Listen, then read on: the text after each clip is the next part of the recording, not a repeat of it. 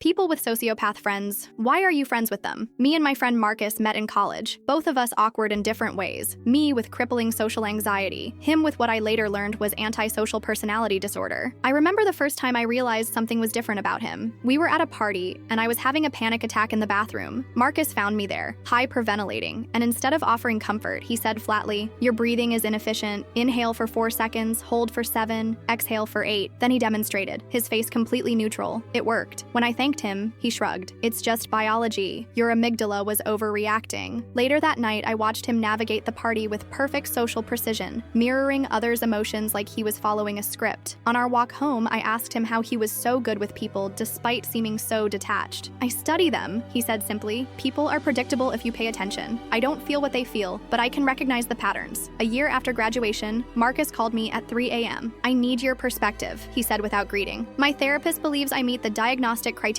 for antisocial personality disorder." "You mean sociopathy?" I asked, still half asleep. "That term is outdated, but essentially correct," he replied. "I'm calling to ask if this changes our friendship." I remember sitting up in bed, suddenly wide awake. "Do you want to be friends with me?" There was a long pause. "I find your company valuable. You explain emotional contexts I miss. You're honest about when I'm behaving inappropriately. These things help me function better. That's not the same as caring about me," I pointed out. "No," he agreed, "but I choose to act as if I care. Isn't that functionally similar?" That conversation marked a turning point. With his diagnosis acknowledged between us, our friendship became more genuine, not less. Marcus never pretended to feel emotions he didn't. Instead, he approached our friendship like a logical commitment. When my mother died, he showed up at my apartment with groceries and said, "You haven't eaten in 2 days. This is harmful to your health." While I sobbed, he sat beside me and awkwardly patted my shoulder at regular intervals. Later, I found out he'd researched appropriate grief responses beforehand. "I don't understand your pain," he told me, "but I know it's real, and I know what helps most people is presence." Over the years, I've watched Marcus build a successful life through careful observation and calculated choices. He's now a corporate lawyer, a field where his ability to remain emotionally detached is actually beneficial. He married a woman who, like me, knows exactly who he is. "Why me?" his wife Elise once asked him when I was present. "You're direct about your needs," he answered. "You don't expect me to read your mind. You accept my limitations and don't try to fix me. This makes you statistically unlikely to become dissatisfied with our relationship." She had laughed and said, "That's the most romantic thing anyone's ever said to me."